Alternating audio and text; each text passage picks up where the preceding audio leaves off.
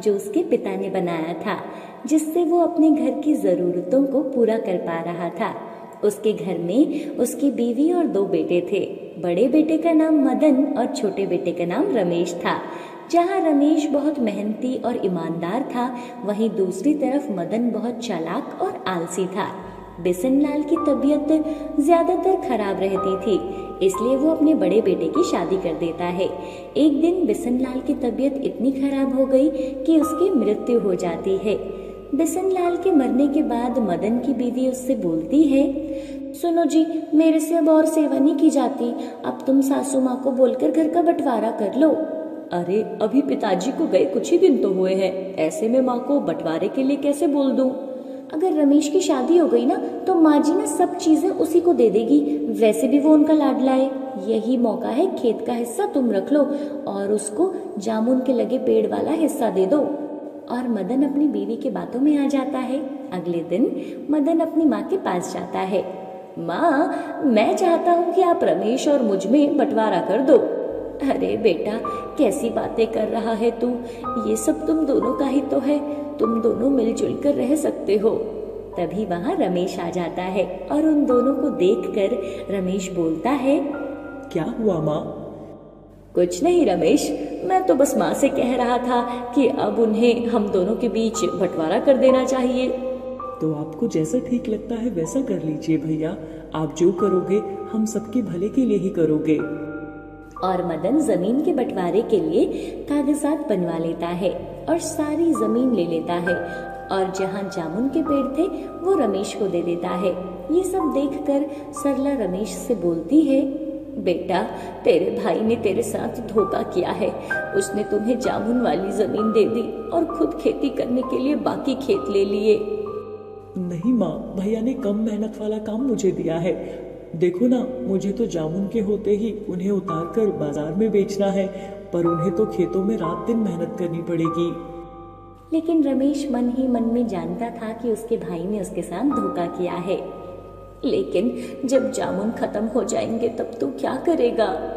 लेकिन रमेश अपनी माँ को कोई जवाब नहीं देता और वहाँ से चला जाता है। दूसरी तरफ पुष्पा और मदन बहुत खुश थे क्योंकि अब उन्होंने सारी जमीन हथिया ली थी। मदन कुछ जमीन बेचकर अपने लिए अलग घर बना लेता है। जहाँ वो और उसकी बीवी रहते थे। देखा, मैं नहीं कहती ना तो सारे खेतों का बंटवारा हो जाता और ये हमारा घर भी नहीं बन पाता। लेकिन पुष्पा, पहले तो खेतों में रमेश खेती कर दिया करता था, पर अब तो हमें ही काम करना पड़ेगा। अरे तुम ना बेवकूफ हो, अब रमेश पूरा दिन जामुन के पेड़ों पर क्या करेगा?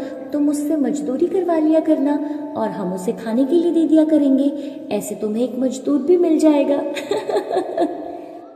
अगले दिन सुबह होने पर, आज जामुन के पेड़ देखकर आता हूँ, क्या पता उन्हें गुड़ाई और खाद की जरूरत हो। ये सोचकर रमेश जामुन के पेड़ देखने जाता है। वहाँ जाकर वो देखता है तो पेड़ों पर बिल्कुल भी फल नहीं लगे हुए थे। पहले तो मैं यहाँ की सफाई कर देता हूँ। और रमेश पेड़ों के आसपास की साफ सफाई कर देता है और सभी पेड़ों को पानी दे देता है। तभी वहाँ मदन भी आ जाता है। अरे रमेश, क्या कर रहे हो? कुछ नहीं भैया, बस थोड़ी साफ सफाई कर रहा था।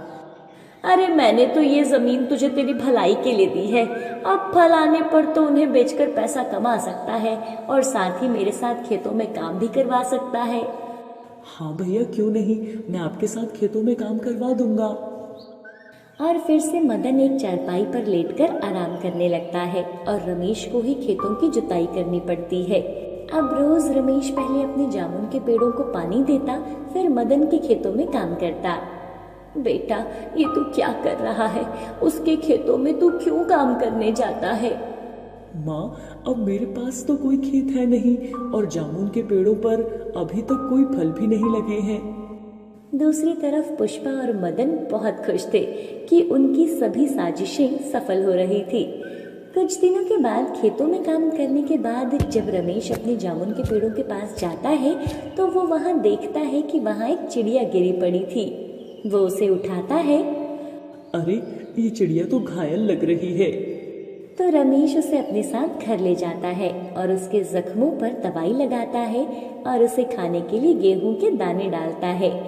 अगली सुबह जब वो चिड़िया बिल्कुल ठीक हो जाती है तो रमेश उसे अपने जामुन के बगीचे में ले जाता है और वो उड़कर पेड़ पर चली जाती है और बहुत मीठे स्वर में चहचहाने लगती है।